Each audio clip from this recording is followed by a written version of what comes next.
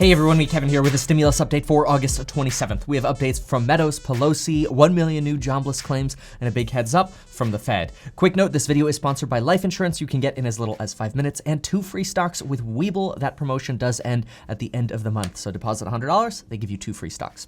Nancy Pelosi and Mark Meadows are expected to have a phone call today at 2:30 p.m. Eastern Time. And just minutes ago, Nancy Pelosi finished her press conference prior to this call.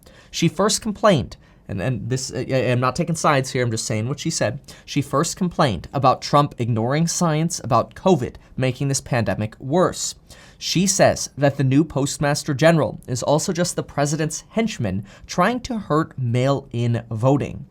Nancy Pelosi says she's committed to meeting the public's needs, and so are Democrats. And to do that, we need more money and more spending to follow science and fight this pandemic and provide the support where we need it. Then, when talking about Mark Meadows and the phone call coming up, at one point, I don't know if she was serious or if she pretended to do this, she asked who they were talking about. And somebody had to remind her that they were talking about Mark Meadows, and then basically said, oh, well, Mnuchin's the lead negotiator anyway. I'm like, hello? Shouldn't it be like your job to know that Mark Meadows is the one who's been trying to make deals here, and you're acting like you don't even know he exists?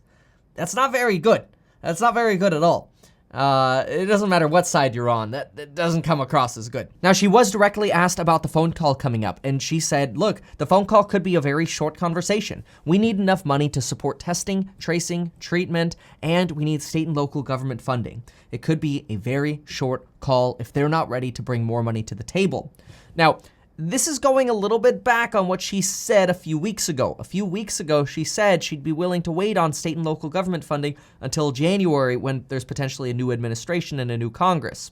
Then she went on to say that we just don't have shared values between Republicans and Democrats, and their number, that is Democrats' number, that $2.5 to $2 trillion is defensible for evictions, for food, for doing good for this pandemic, and more. She says she's willing to meet in the middle, and we won't budge. They have to move, she says. And she complains that Republicans are willing to give $2 trillion over the next 10 years to the richest 1% via tax cuts, but when it comes to helping the people, they're coming in with an eyedropper.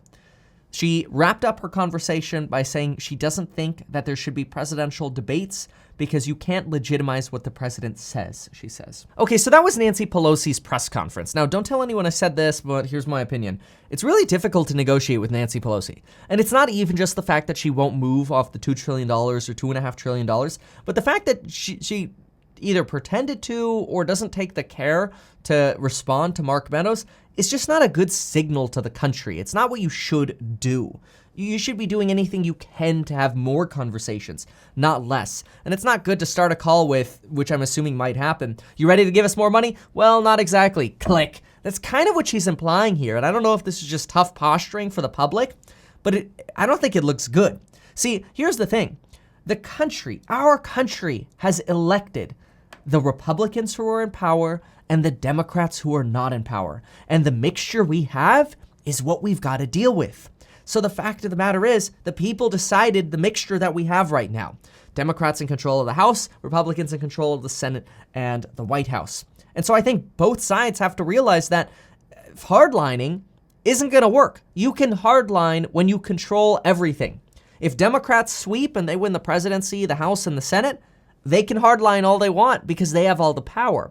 But when you don't have the power, you have to negotiate and do what's right for the country or for this pandemic. My gosh, we're in a pandemic. Like, how hard is this? See, in my opinion, it's the responsibility of both sides to accept that they're going to have compromises, whether that's a $1.5 trillion deal or a $1.2 trillion deal or a $1.8 trillion deal. Nobody cares. Just get something done now. So frustrating. On unemployment, we hit another 1 million jobless claims for the week ending August 22nd. This is slightly down from last week, but we're now at 22 weeks out of 23 weeks of this pandemic, where jobless claims have exceeded 1 million claims. If we add that all together, that now means we've had 58 million jobless filings in this country. That's about a third of our labor force. Also, 4 states have now received their $300 boost: Arizona, Missouri, Texas, and Tennessee. And all states are in the application process except South Dakota, who says they will not even apply, Wisconsin, North Dakota, Nebraska, Minnesota, Kansas, and DC, who have yet to apply. The Federal Reserve gave us a massive update this morning. Stay tuned for a big video update where I break down everything that the Federal Reserve said this morning and what it means for us in terms of real estate, stocks, investments, and our money going forward. It's a big shift. Thank you so much for watching this. Please consider subscribing. Check out the coupon code that does expire at the end of this month for the courses and the programs linked below. And folks, we'll see you soon.